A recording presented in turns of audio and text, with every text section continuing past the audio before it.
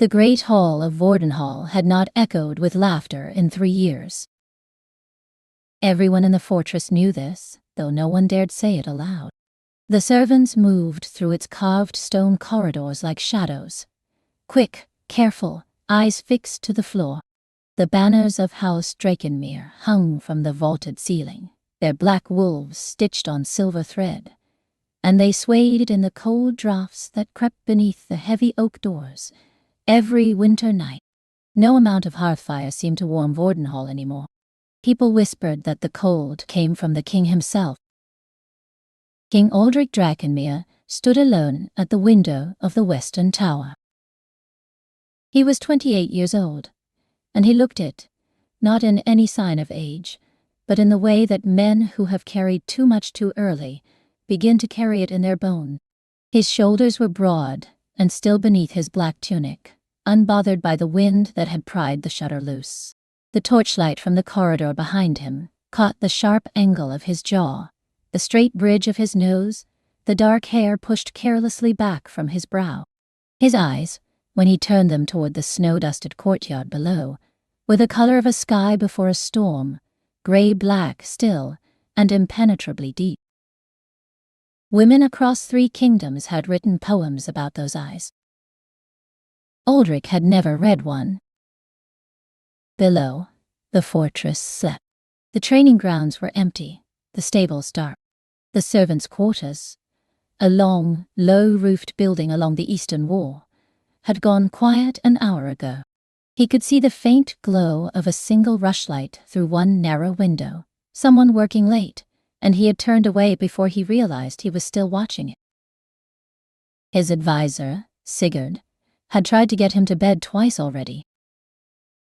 "You are doing it again," Sigurd had said, standing in the doorway with that carefully neutral expression he had perfected over 12 years of friendship. The staring at nothing. "I am thinking." "You have been thinking since midnight." "Then I have much to think about." Sigurd had gone. Aldrich had stayed. The truth was simpler than he let Sigurd believe.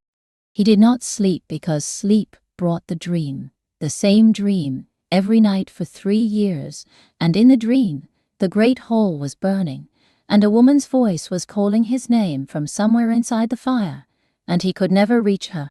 He always woke with his hands fisted in the sheets, and his chest aching like a cracked rib. He had stopped sleeping much at all. He turned from the window. The fire in the hearth had burned low, and the shadows at the edges of the room had grown long and restless. He poured himself a cup of cold water from the stone jug on the table, never wine, not anymore, and drank it standing, looking at nothing. Somewhere below, across the courtyard, the rushlight in the servant's window went out. The fortress went entirely dark.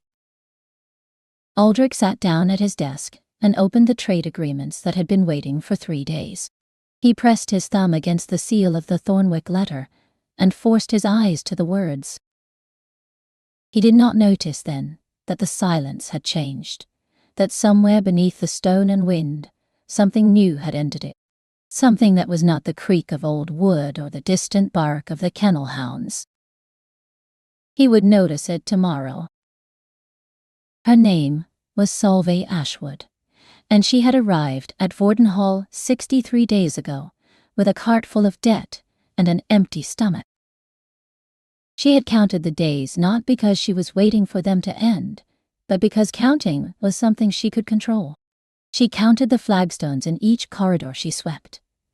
47 in the west wing, 62 in the great hall, and the number of logs she stacked in the wood alcoves each morning, and the seconds of silence between the housekeeper Marta's words when Marta was about to lose her temper. Solveig had learned to read silence the way other people read text. She was not supposed to be here. Or rather, she was supposed to be somewhere worse. Her father, Leif Ashwood, had borrowed money from the wrong man at the wrong time and in the wrong amount, and when he could not repay it, the lender had come to collect what else the Ashwood household had to offer. There was nothing.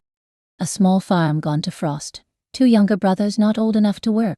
There was only Solveig, 19 years old, an omega with no bond mark and no patron, which in the northern kingdoms in the year of our Lord 187 meant she was worth precisely as much as whatever a man decided to assign her. The lender had assigned her to Vordenhall's service roster. It was, she had been told, a mercy. She had decided she would survive it. Now she was on her knees in the eastern corridor at midnight, a bucket of ash-grey water beside her, and a scrubbing cloth in her hands, working at a bloodstain on the stone that had been there since the last feast, and had been left for her specifically because the other servants considered it beneath them to touch. She did not mind the hour. She had never minded the hour. What she minded, what she had minded every day for 63 days, was the silence. The oppressive, deliberate silence that everyone in Vordenhall maintained, as though speech itself might draw the king's attention, and the king's attention was a thing to be feared. She had watched the way the other servants moved, how they had learned to become invisible, and she understood why, but she had never been very good at invisibility. She was too alive for it. So she did what she had always done in the dark, in the quiet spaces where no one was watching. She sang. Not loudly, never loudly, just under her breath, barely a whisper above the scrape of cloth on stone.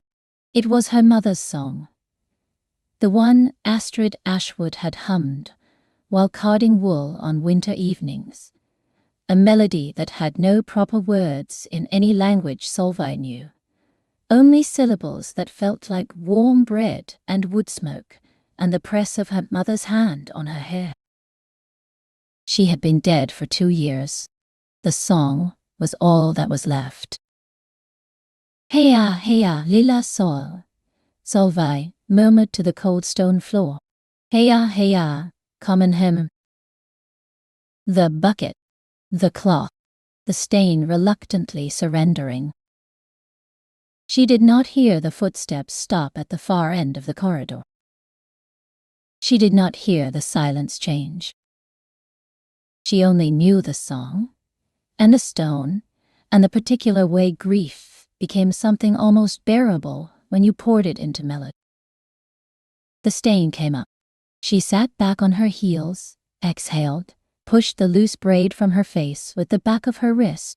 Her hands were red from the cold water, her knees aching from the stone.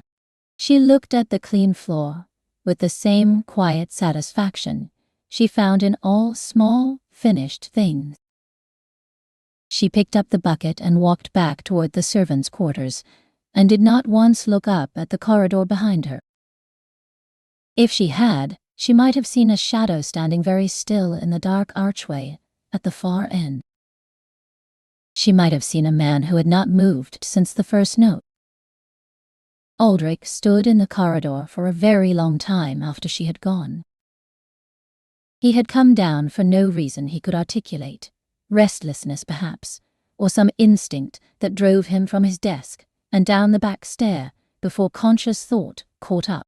He had been passing the eastern corridor when the sound reached him, and he had stopped so abruptly that his shoulder had met the stone archway, and he had not noticed. He could not have said what it was that held him there. The voice was not exceptional in any trained sense. He had heard court singers with voices like cathedral bells, women who had spent years learning to fill a great hall with song. This was nothing like that. It was small and unshaped and entirely unperformed, the kind of voice a person used when they believed with absolute certainty that no one was listening. That was it, he realized. That was what he had never heard before. Every sound in Vordenhall was performed for him. Every word, every laugh, every note of music. All of it shaped and aimed at the fact of his existence. He was a king, and kings were always being watched, and so everything around them was always arranged to be watched. This girl had not known he was there. She had sunk into the cold stone floor with her hands in dirty water, and the sound had been entirely perfectly her own, and it had walked straight through every wall he had built since the dream started and sat down somewhere in the center of his chest like an ember. He went back to his rooms. He did not sleep, but this time, when he sat in the dark, he was not thinking about fire. The next morning, he called for Sigurd. "The new servants," he said, not looking up from the map he was pretending to study, "from the autumn intake." Sigurd paused the smallest pause. "Yes, my lord." "There was someone in the eastern corridor last night, a woman." Another pause. Sigurd was very good at pauses. "I can have the night watch records reviewed." "I don't want a review." He pressed his thumb to the coastline on the map. "I want to know who she is." "That is specific for a cleaning matter." Aldrich looked up. His expression said nothing. It never said anything.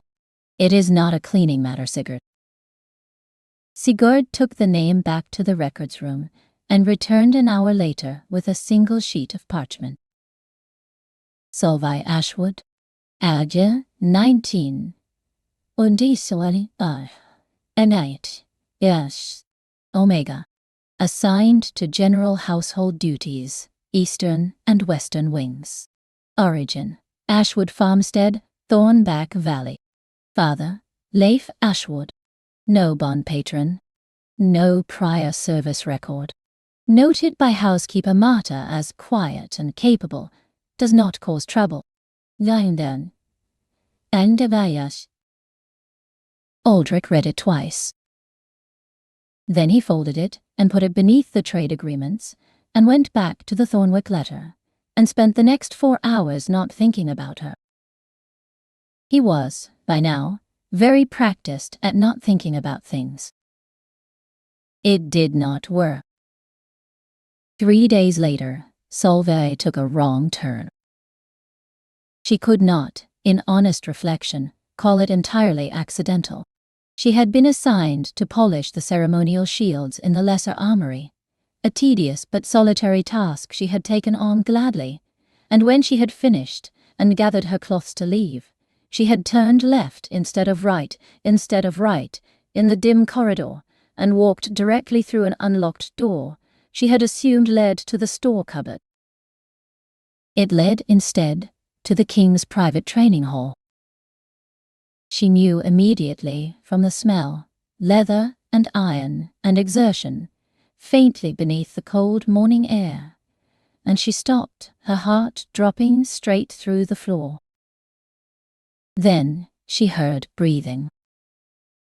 He was at the far end of the room, his back to her, moving through a sword form she did not recognize. He wore no armor, only a linen shirt with the sleeves rolled to the elbows and dark training breeches, his feet bare on the wood floor. A practice sword in his right hand, its arc cutting slow and deliberate shapes through the cold air. She should have left. She did not leave. She stood in the shadow of the doorway and watched, and the thing that struck her, the thing that stopped her feet from working, was not what she expected. She had heard women describe the king as fearsome, imperious, cold as the north wind, and she could see why. Even in something as solitary as this, there was a quality of containment to him, of force held very precisely in check, that made the air in the room feel slightly different from the air outside it. But what she saw, and what she had not expected, was the loneliness of it. He was alone. No audience, no guard, no witness, and yet the precision of every movement was exact and absolute, not because someone was watching, but because it had been made into a habit so deep it was indistinguishable from instinct. This was a man who did not know how to be less than control, who had made discipline into a second skeleton and wore it under his skin. Something about that made her chest ache in a way she could not immediately name.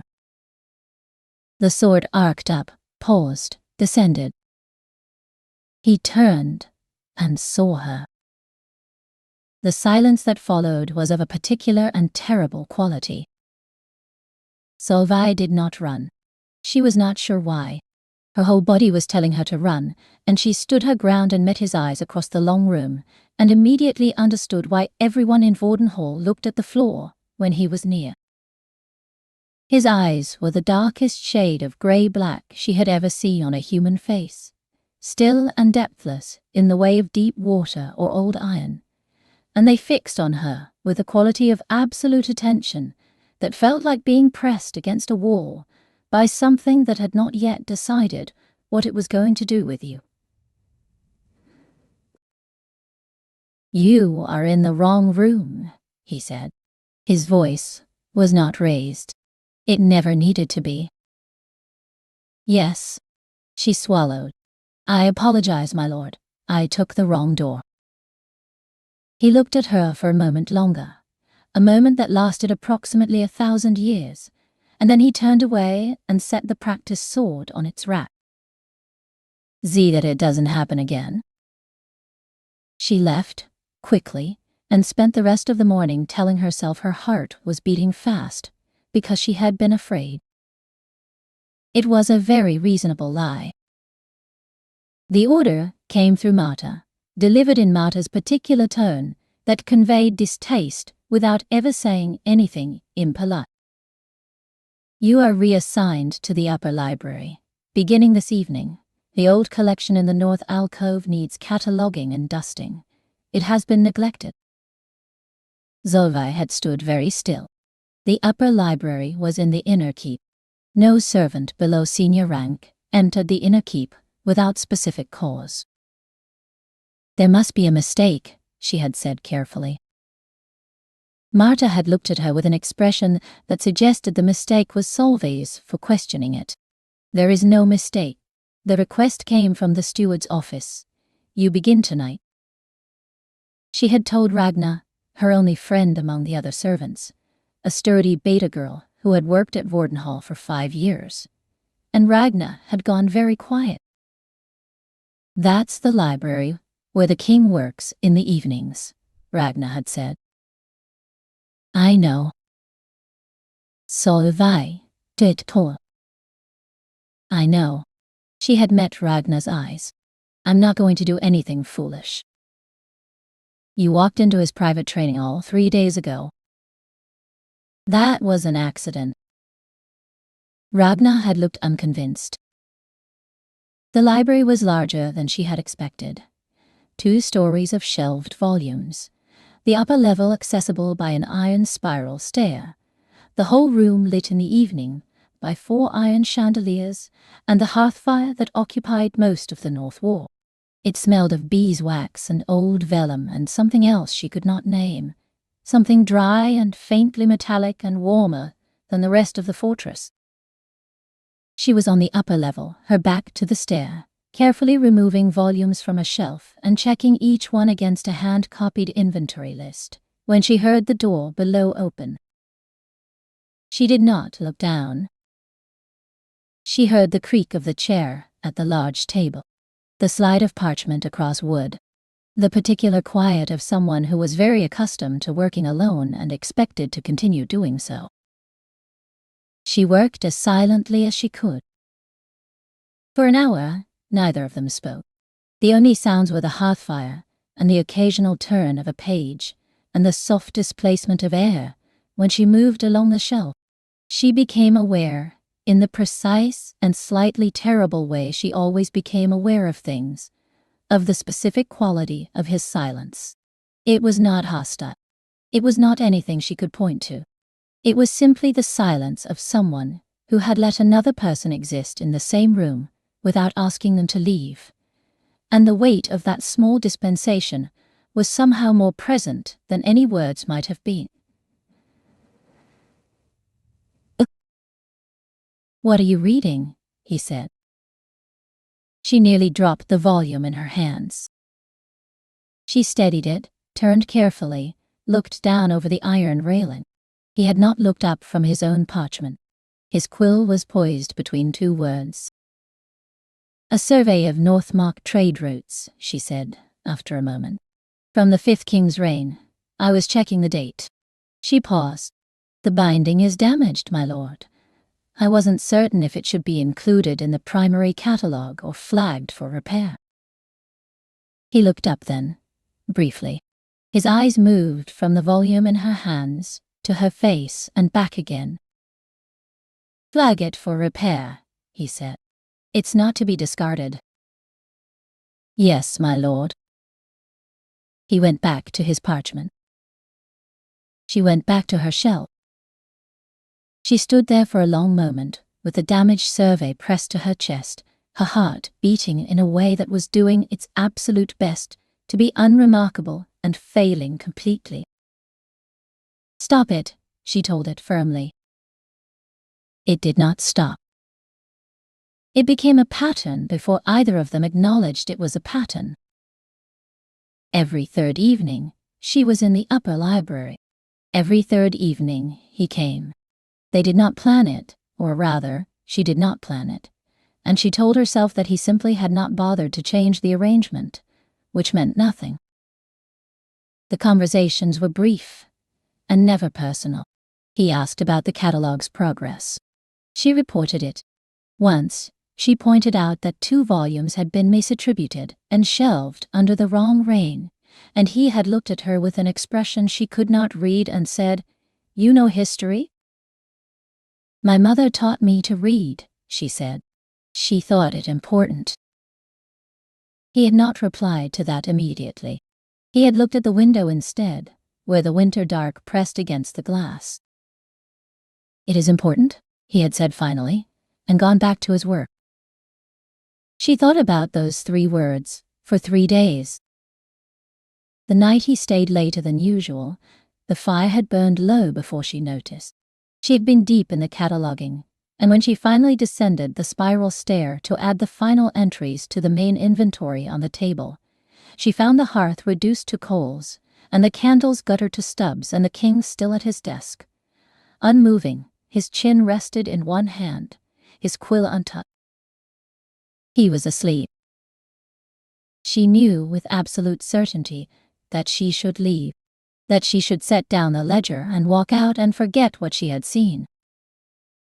She stood 2 feet from his desk and looked at him instead. He was different, asleep. The watchfulness was gone. The constant, invisible quality of readiness that he wore like armor even in stillness. Without it, there was a kind of severity to the lines of his face that should have made him look harsher, but somehow did not. His breathing was slow. A strand of dark hair had fallen across his forehead, and she had a thought, brief and startling and quickly suppressed, about what it would feel like to push it back. Foolish, she told herself. She took the fur-lined blanket from the chest by the window, the one clearly kept there for winter nights in the cold room. She shook it out carefully, walked to where he slept, and draped it over his shoulders. Her fingers were at the hem of it, straightening, when his hand closed around her wrist. She froze. His eyes were open, not the disoriented blink of someone just woken, but sharp and present, and she realized he had not been as deeply asleep as she had thought. For 3 seconds, they were exactly as they were, his fingers around her wrist, her hand still holding the edge of the blanket, her face closer to his thin than it had ever been. She could see the faint marks at the corner of his eye, where tiredness had left its evidence. She could see that his jaw had the faint shadow of several days' beard. She could feel her pulse in her wrist, under his hand. She was fairly certain he could feel it too. Then he released her. He leaned back, looked at the blanket across his shoulders, as though it had appeared there by some natural phenomenon he was choosing not to investigate. "You should be in the servants' quarters," he said. His voice was very slightly rougher than usual. "It's past the 2nd bell." "Yes, my lord." She picked up the ledger. Her hands were entirely steady, which was an achievement she was proud of. I'll finish the south alcove entries tomorrow. She walked to the door. Zovai, imyamn, amagivio. She stopped. He had never said her name before. She had not thought he knew it. The blanket, she said, without turning around. It was cold. I apologize if I overstepped. A silence. You didn't. She left. She walked the entire corridor back to the servants' quarters at an absolutely normal pace, and only when she was safely inside the small room she shared with Ragna, with the door shut and the candle out, did she press both hands over her face and sit down on the edge of her bed and wait for her heart to come back from wherever it had gone.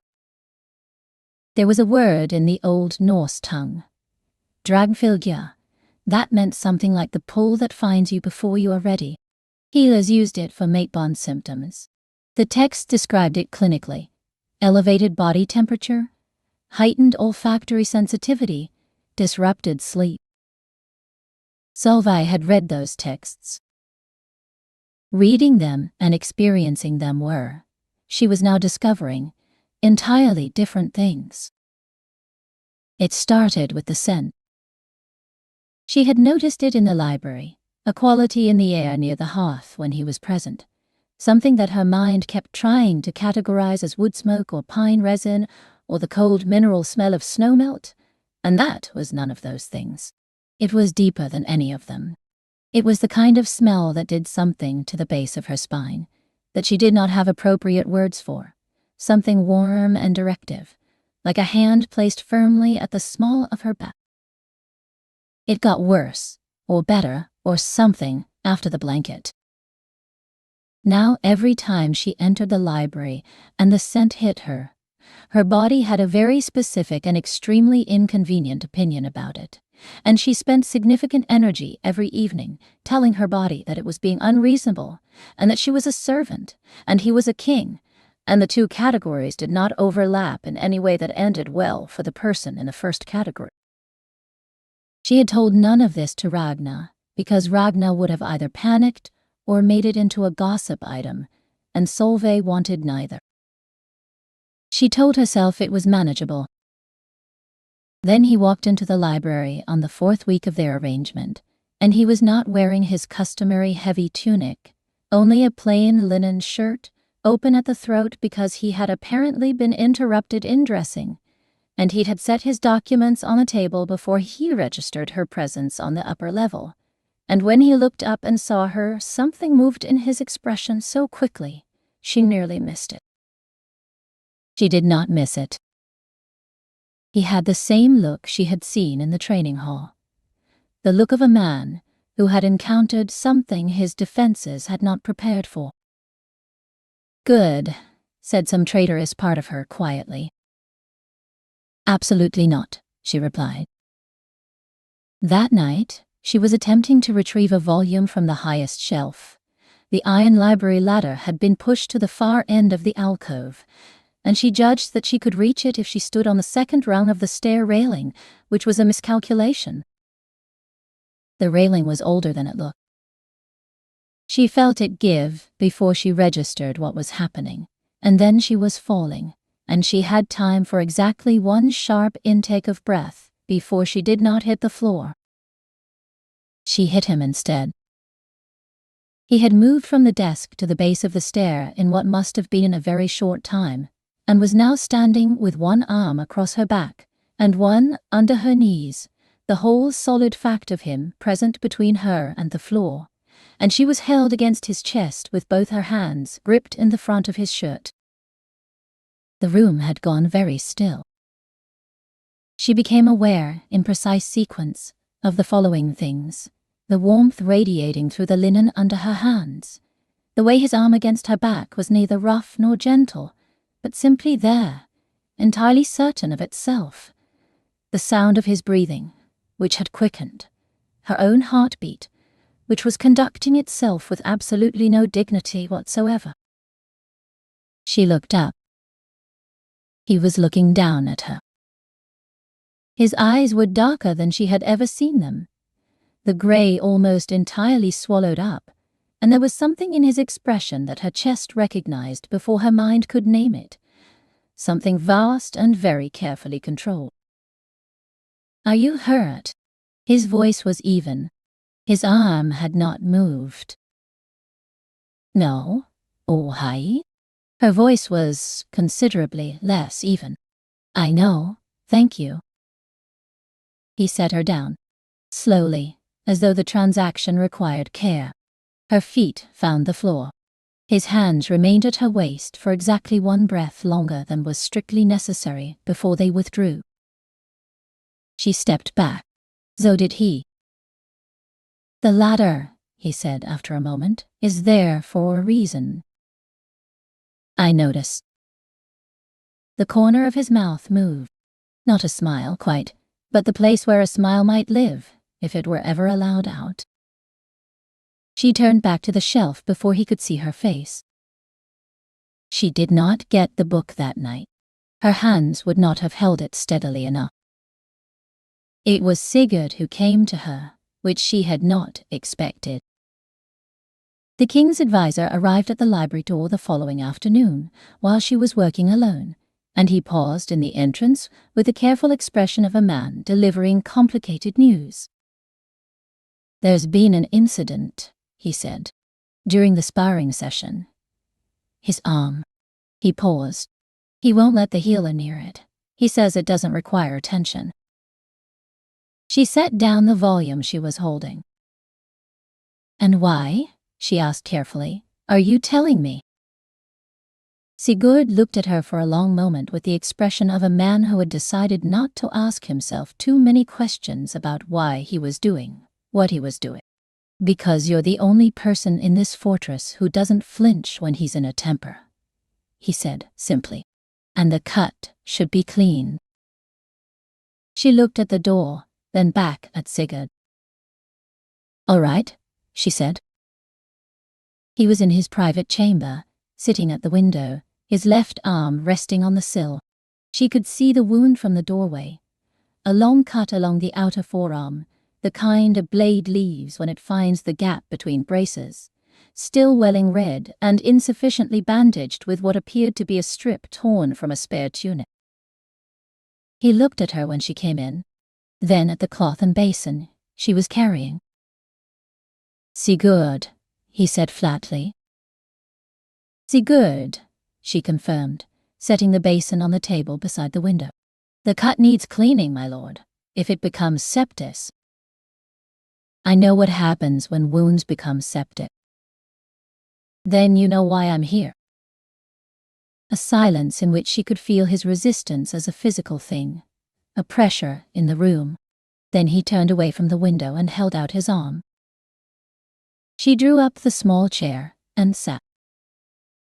His forearm was. She was not going to think about his forearm as an aesthetic experience. That was not the task at hand. She was focused. She soaked the cloth and pressed it carefully to the wound, and heard the breath he took in through his teeth.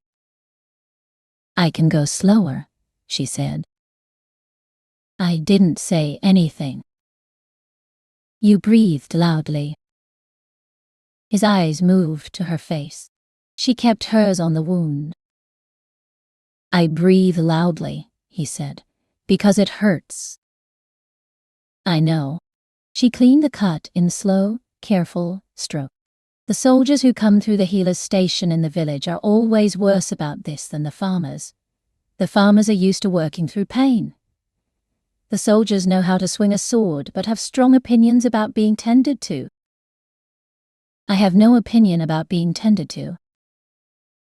"You sent the healer away." A pause. "I have limited tolerance for fussing," he said.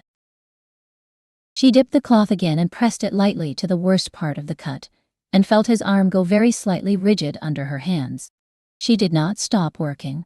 She had learned in the farmstead that the kindest thing was not to draw attention to pain, to work through it calmly, without commentary, to let the person feel it, without making them perform feeling it. She worked in silence. His breathing steadied. The rigidity in his arm eased. The wound was cleaner now, less alarming than it had looked from across the room, though still deep enough that she used 3 layers of linen to pad it before binding a hole with a long strip. She was aware, through all of it, of the warmth of his skin against her palms, the way the muscle in his forearm shifted when she turned his hand to reach the underside of the cut, the fact that he had stopped looking out the window and was now looking at her with an expression she was deliberately choosing not to examine. She tied the last knot. Her hands remained, for a moment, cupped around the bound arm. The fire in the hearth was the only sound. "You have done this before," he said. Not a question. "My mother was ill for a long time before she died, I learned." He said nothing. She had learned that his silences were not dismissals.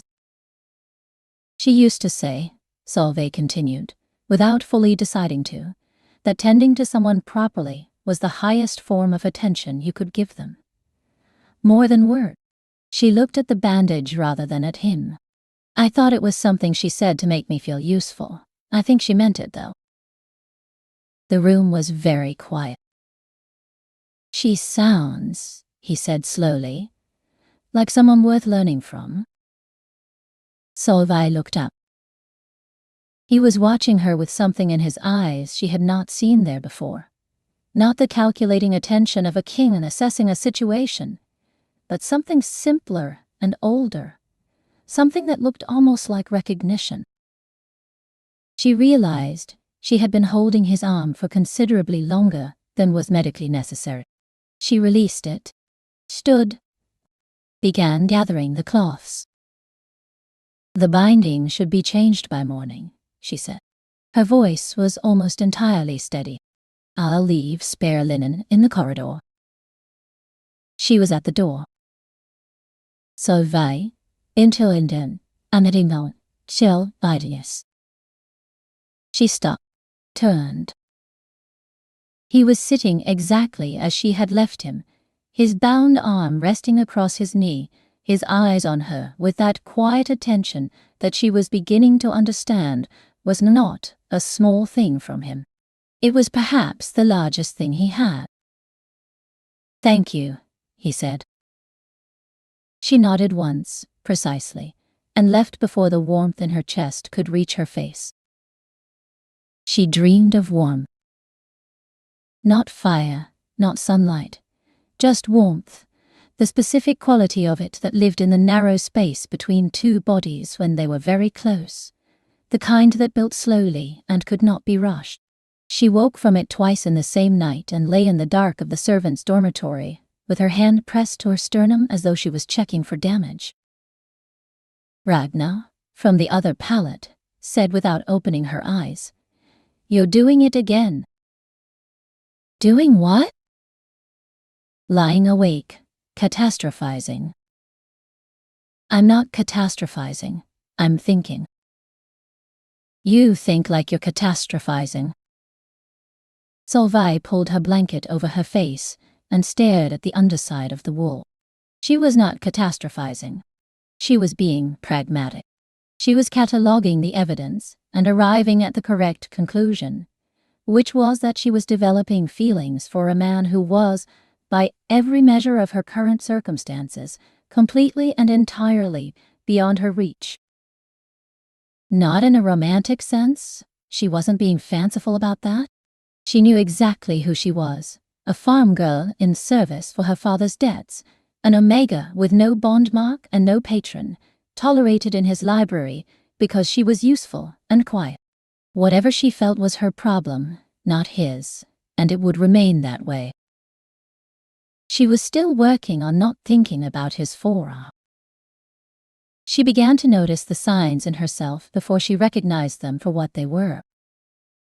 The hyperawareness of sound, the way she could locate him in a room before she saw him, could feel the particular pressure change that happened to the air when he entered a space she was in, the warmth that began somewhere at the base of her throat when his scent reached her, the particular ache of it that had nothing to do with cold.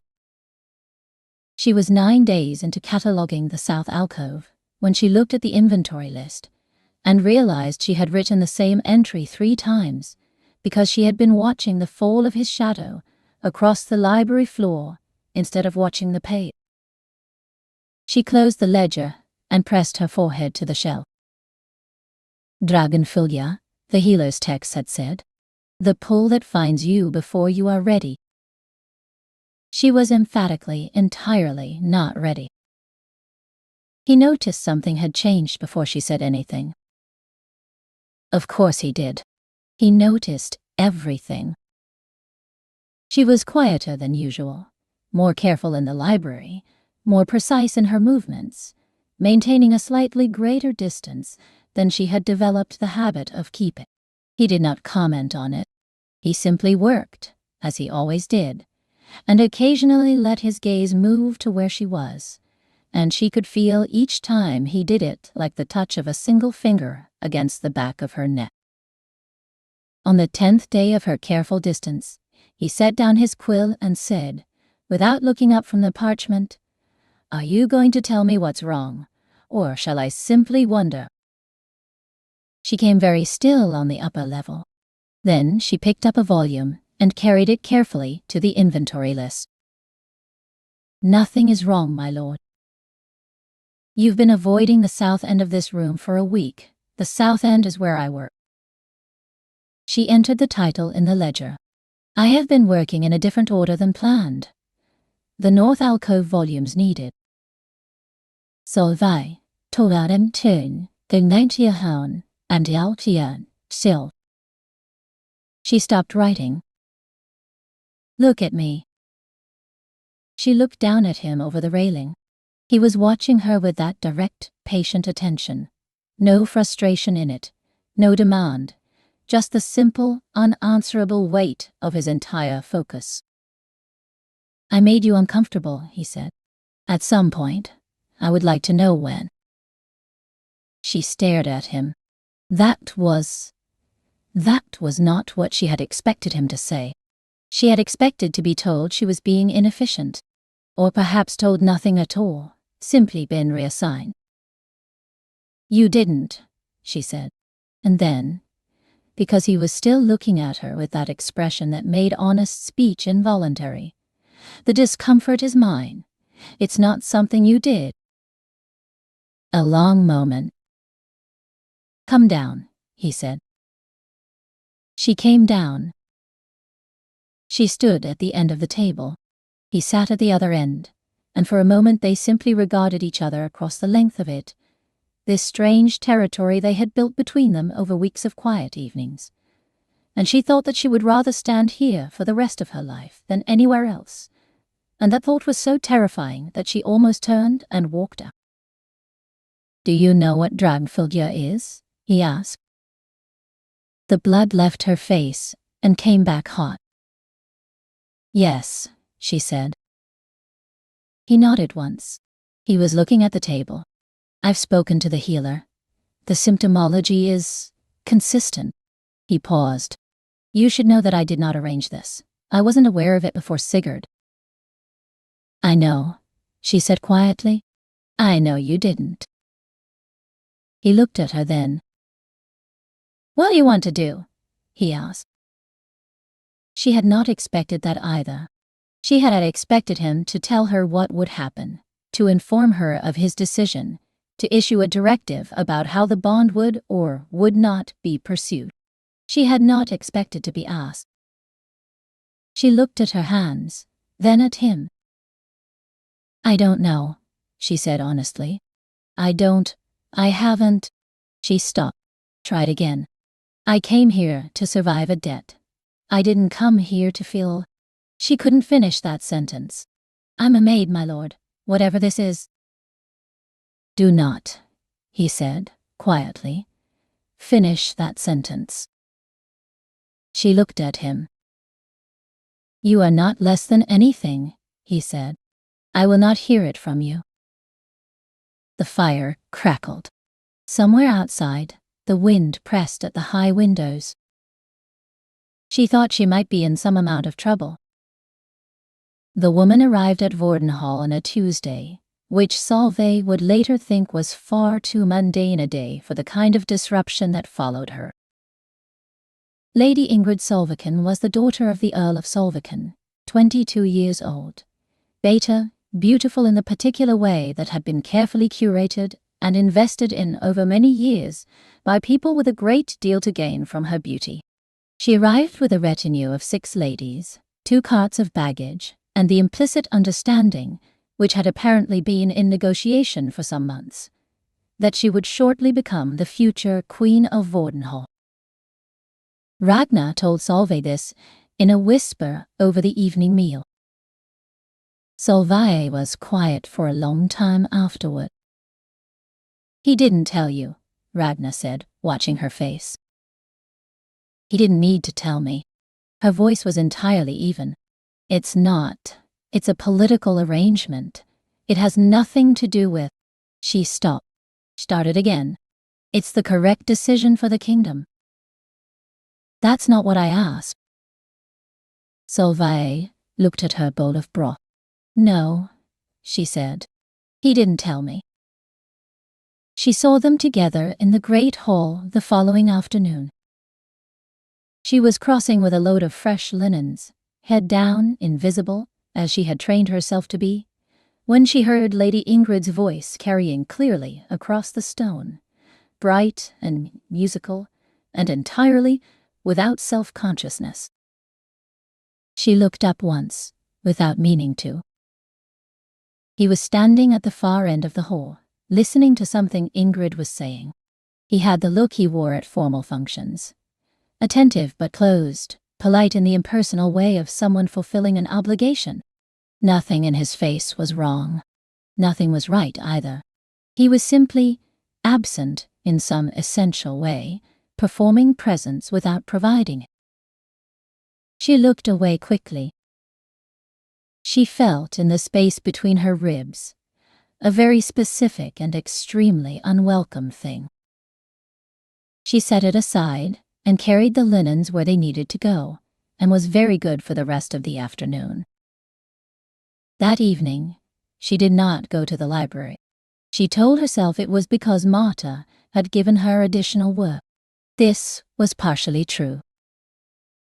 He noticed. She had found the garden by accident, 2 weeks after arriving at Vordenhall. It was not a garden, exactly, more the memory of one, a small enclosed courtyard on the south side of the inner keep that had been cultivated by some previous queen and then left to its own devices for the better part of a decade. Most of it was overgrown, but something about the wildness of it appealed to her, the way plants continued to exist without being asked to. She went there when the dormitory felt too small and the corridors felt too watched, and sat on the low stone bench beside the dormant rose briar and breathed. She was there when she heard the gate. She did not move. She simply sat with her hands in her lap and waited. He came through the low archway and stopped when he saw her. For a moment he simply looked at her, dark against the pale stone, his breath fogging faintly in the night cold. And then he came and sat on the other end of the bench, without asking and without explanation, the way she had come to recognize as his particular form of announcement. "I am here, and that is the information available." The moon was behind clouds. The bare branches of the old apple tree in the corner moved in the cold wind. "You didn't come to the library," he said. "No, and..." "Why?" She looked at the rose briar. "I thought it was better to have some distance." "Better for whom?" She turned to look at him. He was watching her steadily, and in the dark, his eyes were a color she did not have a word for, not gray, not black, something in between that was distinctly, specifically him. "For me," she said, "and for you, given the circumstances." "The circumstances," he said. "Of which circumstances?" She almost laughed. He said it with no inflection, and she could not tell if he genuinely didn't know which circumstances she meant, or if he was doing the thing she had observed him do in court dispatches, making someone else name the thing first. "Lady Ingrid," she said. "Well." A long pause. "The negotiations have been ongoing since last spring," he said. "They proceeded." "I know." She looked at her hands. "I know. You don't need to explain." "I wasn't explaining," he said. "I was contextualizing." He paused. "There is a difference." She thought about that. "She seemed kind," Solveig said carefully. "Lady Ingrid, I only saw her briefly. She seemed—" "She is perfectly adequate," he said. "She is well-bred and politically useful and entirely indifferent to me as a person, as I am to her, and we would produce a functional alliance and several children, and spend 50 years in polite proximity." He paused. "I am describing this for context, not an appeal to sympathy." She looked at him. He looked at the apple tree. "I did not want it before," he said, very quietly. "Any of it. It seemed sufficient. The correct arrangement. A beat. It seems less sufficient now." The wind moved through the garden. "You shouldn't say that," she said. "No," he agreed. "Probably not." They sat in the cold, not touching, and the moon came out from behind the clouds and lit the whole garden silver for a moment, and then went back in. "Aldrich," she said. It was the first time she had used his name. He went very still. She had not planned to say it. It had come out of her the way things came out when guards were down, the way the song did, unperformed, entirely her own. "I know what I am," she said. "And I know what you are, and I know how those two things resolve." She breathed. "But I would like to ask you something, and I would like you to answer honestly." "Yes," he said. "That night in the corridor? The first night when I was cleaning and I didn't know you were there?" She looked at him directly. "Why didn't you leave?" A very long silence. "Because," he said, "it was the first time in 3 years that anything had sounded true." She looked at him, and he looked at her, and the space between them on the stone bench was less than she had realized. "Go back inside," he said, finally. His voice was low. "You'll freeze." She stood, paused. "Aldrich, yeah." She said his name again, deliberately, and watched the effect of it move through him. "Don't sign the alliance yet." She walked back inside. She did not hear what he said, softly, to the empty garden behind her. She wished, for some time afterward, that she had. The Earl of Solviken arrived at Vordenhall a week after his daughter. He was a broad, loud man who laughed too easily and smiled with all his teeth, and had eyes like a man counting inventory. His name was Erik Solviken, and he had made his fortune through 3 judicious marriages, 2 border disputes settled in his favor, and a talent for finding the exact moment when a powerful man was most vulnerable to a well-placed alliance. He had been watching Aldrich for 3 years. He had found his moment. Solveig knew none of this when she encountered him in the western corridor. She was carrying the linen again. She had begun to think of it as the uniform of invisibility, the carrying of linens, and she had her head down when he stepped into her path, and she stopped just in time to avoid walking into him. "Ah," said the Earl, "you're the library girl." She kept her expression neutral. "My lord." He was looking at her with an assessment so overt it had no pretension of being anything else. "I've been hearing things," he said, pleasantly, "about the king and his library habits." He tilted his head. Interesting rumors. I'm sure I don't know what you mean, my lord. Of course you don't, he smiled. My daughter is to be queen of this kingdom. I would very much like that arrangement to proceed without complication. Do you understand me? She met his eyes. I understand you, my lord. Good. One. He stepped aside. The king is a practical man, ultimately. He will do what is best for Vordenhall. I'm certain you can appreciate that. Akeo. She walked on. She kept her pace even, and her head level, and she did not let herself react until she had turned the corner and was alone. And then she pressed her back against the stone wall and breathed for a moment, carefully. The Earl was right, in the purely tactical sense.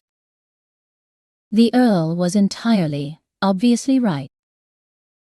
She pushed off the wall and kept walking. She did not go to the garden that night. She did not go to the library. She sat on her pallet and thought about the survey of Northmark trade routes, and the damaged binding, and the blanket she had carried across a cold room, and his hand on her wrist, and the exact quality of silence after she had used his name. She thought about her mother, and the song, and the particular way grief became something almost bearable when you poured it into melody. She thought, surviving is not the same as living. She thought, I have been surviving for 63 days. She thought, I would like to do something more than that. She picked up the rushlight and went to the library. He was there. Of course he was there. He was always there at this hour, and she understood, now, that it was not entirely about the work. She climbed to the upper level without speaking. She retrieved the volume she had been cataloguing. She entered the title in the ledger, and the next, while below her she heard the scratch of his quill, and the fire, and the particular settled quality of two people who had learned each other's silences. After a while, she began, very quietly, to sing. Not the full song. Just the melody, hummed under her breath, barely audible over the rustle of parchment. Her mother's tune, the one she had sung in the dark corridor without knowing he was listening. The quill went still. She sang the melody once, complete, and let it end naturally. The silence afterward was very full. That's the song, he said. Yes. You sang it that first night, in the corridor. I didn't know you were there. A pause. I know. Another pause, longer. What are the words? She thought for a moment. There are no proper words. My mother made them. They're in Old Norse, a sort of, it doesn't translate well. It means something like, little son, come home. The fire shifted in the hearth. She heard him stand. She heard his footsteps on the iron stair, slow and deliberate, and she did not move, only held the volume in her hands and waited. He appeared at the top of the stair and came to where she stood, and stopped close enough that she could feel the warmth of him, and she looked up. His eyes. She did not have words for what was in his eyes. She filed it under the thing I will think about later, and made her expression ask a question instead. The Earl spoke to you, he said. She didn't ask how he knew. Yes. What did he say? What you would expect him to say. She set the volume on the shelf.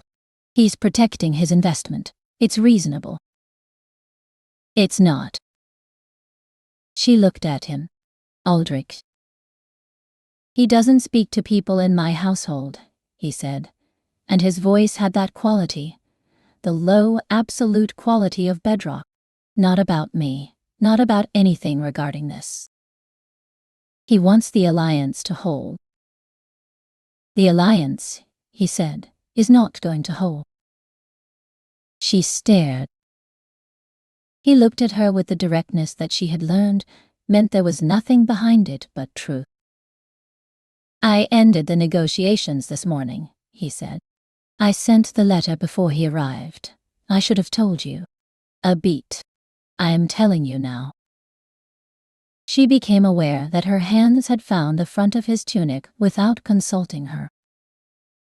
"You can't do that for me," she said. "You can't. There are consequences, political."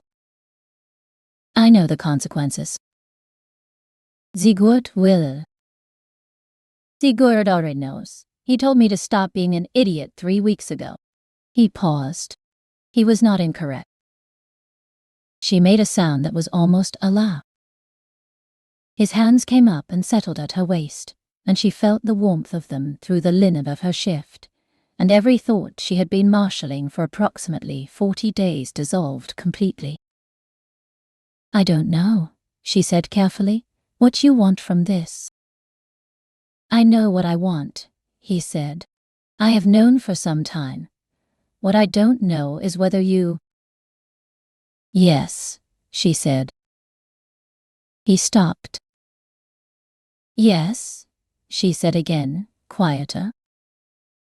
For a moment he simply looked at her, this man who had stood in the dark to hear her sing and carried it with him for weeks without knowing what to do with it, and she looked at him, the shadow under his jaw, the dark storm color of his eyes, and she thought, this is what it feels like to not be invisible. He pulled her in. It was not gentle, exactly, and it was not rough. It was simply certain, the way everything he did was certain, and she thought she understood him a little better in that moment, because even this, which should have been soft, was still entirely, unwaveringly him. She pressed her forehead to his collarbone and breathed. His arms settled around her. The library held its particular silence around them. "The song," he said, into her hair. "Will you teach it to me?" She laughed, muffled, against his chest. "Yes," she said. "I'll teach you the song." She noticed his eyes first. She had looked at them often enough, catalogued every shade and shift, but she was not prepared for the morning she looked up from the library ledger and found them different. The gray was gone. Not entirely, not the dark outer ring, but the center, the iris, had turned the color of amber caught in firelight, warm gold under dark, the way a coal looks in the moment before it fully ignites. She said nothing. She simply looked, and something in her went very still. He was watching her, watching him. "When did she started?"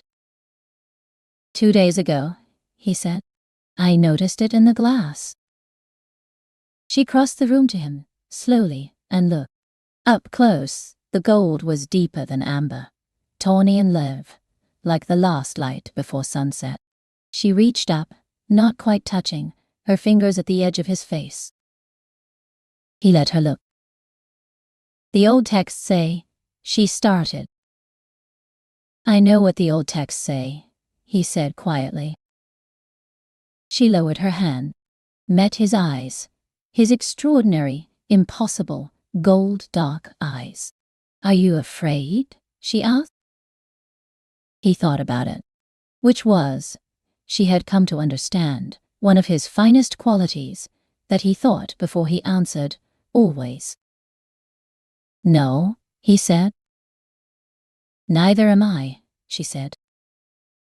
He reached over and tucked a strand of pale hair behind her ear with one deliberate finger, and left his hand at the curve of her jaw, and she thought, there is nothing in the world like being seen by someone who does not need you to be anything other than yourself.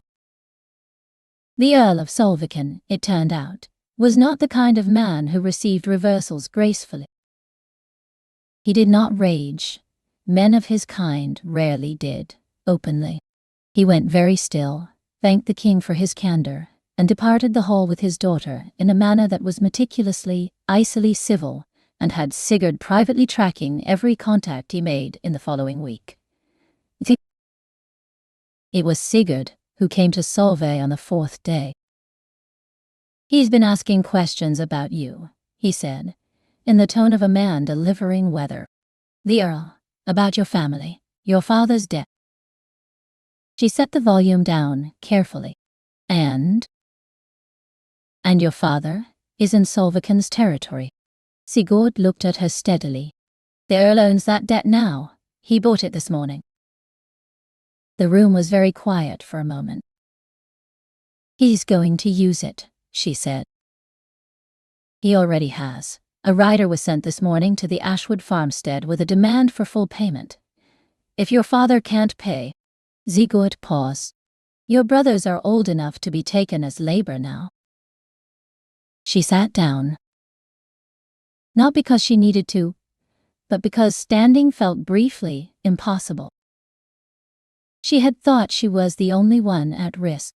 She had thought, in the way you think things when you are 19 and trying very hard to be pragmatic, that she had contained the fallout. She had not considered her brothers. She had not let herself consider her brothers. "Tell me what you need," Sigurd said. "I need," she said, carefully, "to speak with the king." Aldrich heard her out without moving. He stood at the window of the western tower, where he had stood so many nights before she existed in his life, and let her speak, and did not interrupt, and did not look away, and when she finished, he was quiet for a long time. "He cannot do this," she said. She heard the edge in her own voice. "He's using me to hurt you, through them.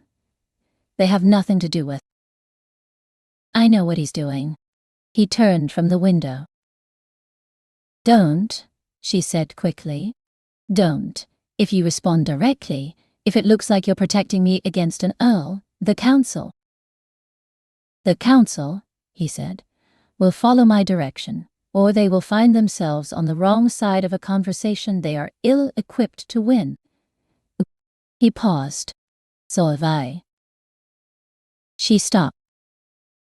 "This is not yours to carry alone," he said.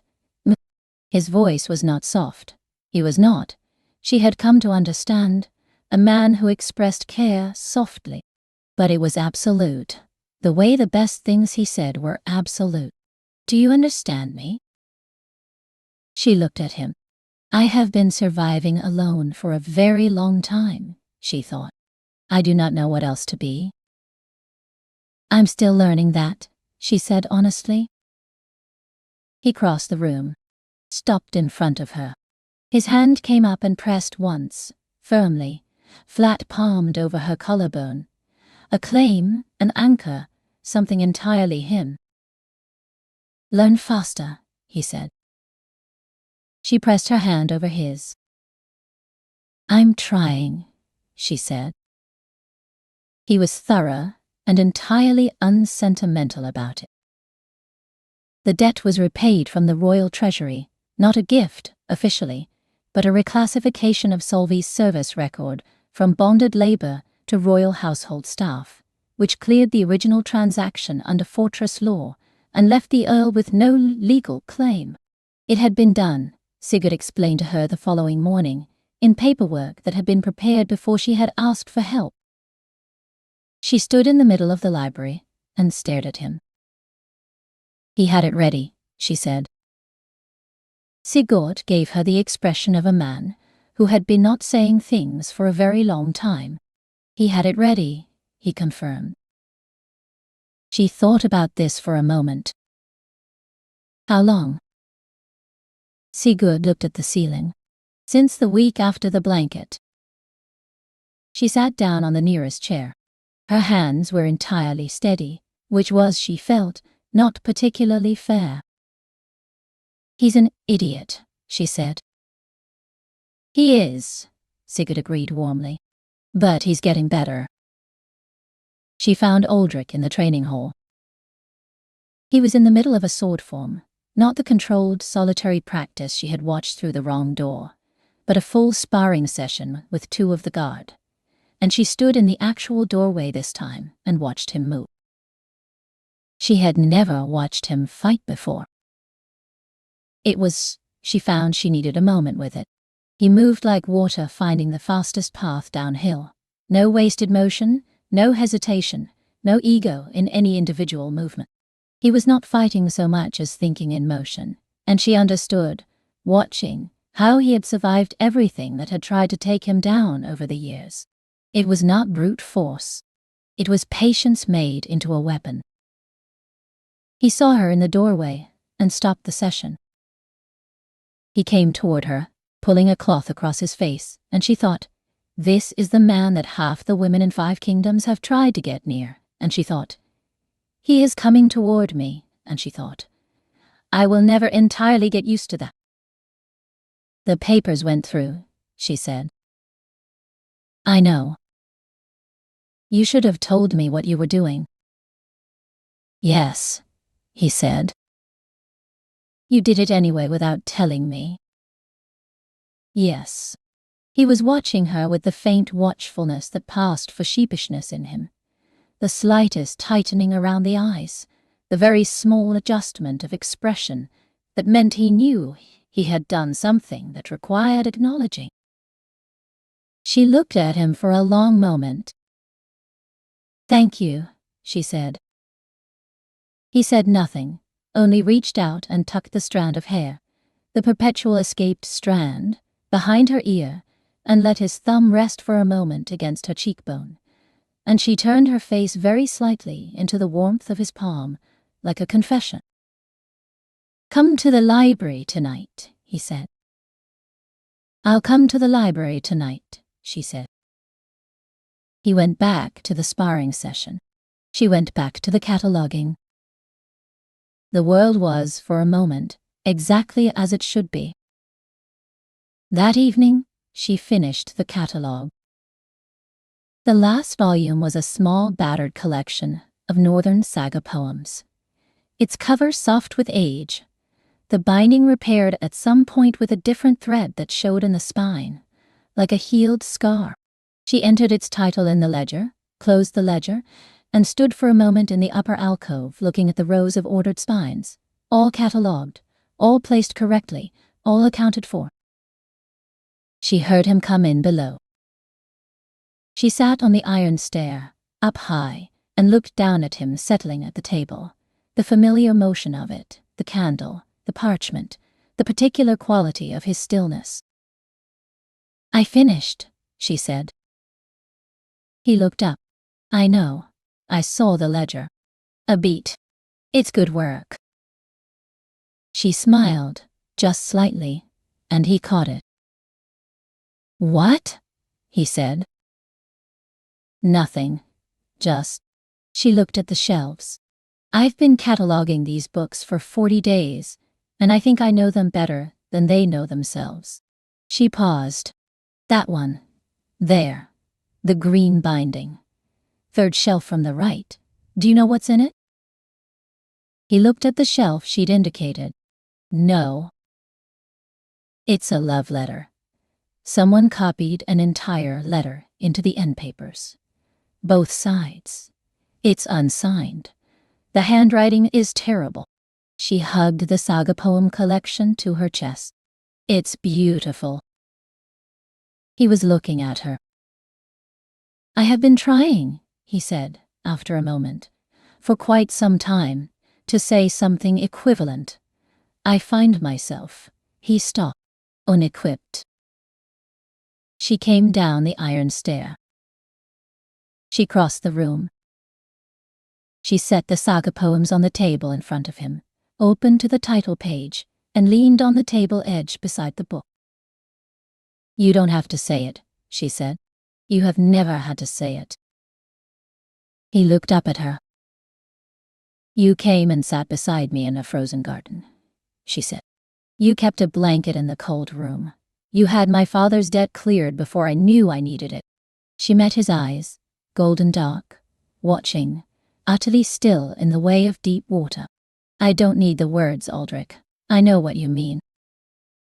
A long, full silence.